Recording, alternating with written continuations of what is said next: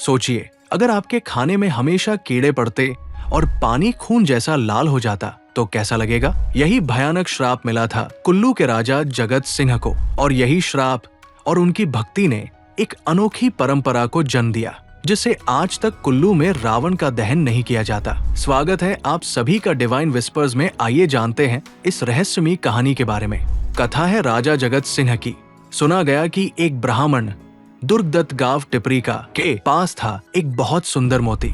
राजा ने मोती मांगे, लेकिन ब्राह्मण ने कहा, मेरे पास मोती नहीं है, जो मोती मेरे पास है वे ज्ञान के मोती है। राजा ने उसकी बात नहीं मानी और अपने लोगों से ब्राह्मण पर अत्याचार करने को कहा।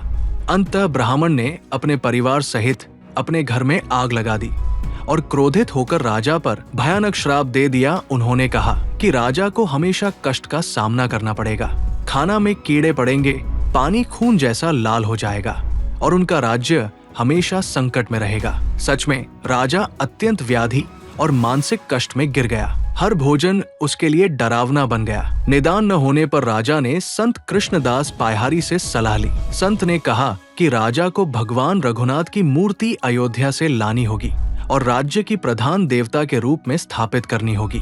राजा ने एक ब्राह्मण को मूर्ति लाने भेजा। अयोध्या के लोग जब उसे पकड़ने लगे, मूर्ति अयोध्या की ओर भारी और कठिन हो गई, लेकिन जब वही मूर्ति कुल्लू की ओर लाई गई, वो हल्की हो गई। इस चमत्कार ने सभी को यकीन दिलाया कि मूर्ति को कुल्लू लाना ही उचित है। जब मूर्ति कुल्लू आई, राजा ने उसे सिंहासन पर स्थापित किया और स्वयं को उसकी सेवा करने वाला बताया। इस दिन से विजयादशमी को दशहरा के रूप में बड़े धूमधाम से मनाया जाने लगा। धीरे धीरे अन्य देवी देवताओं की मूर्तियां भी रघुनाथ जी के पास लाई जाने लगी। एक देवता सम्मेलन की तरह वे 7 दिनों तक यहाँ एकत्रित रहती है और यही वजह है कि कुल्लू में आज तक रावण का दहन नहीं किया जाता। यहाँ दशहरा केवल विजय और धर्म की पूजा है, न कि रावण के वध का प्रतीक।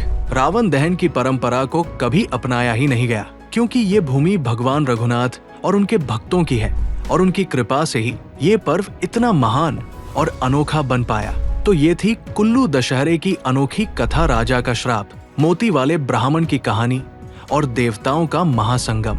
अगर आपको ये कहानी पसंद आई तो डिवाइन विस्पर्स को सब्सक्राइब करें, वीडियो को लाइक और शेयर करें और कमेंट में बताएं कि आप अगली रहस्यमयी कथा किस विषय पर देखना चाहते हैं।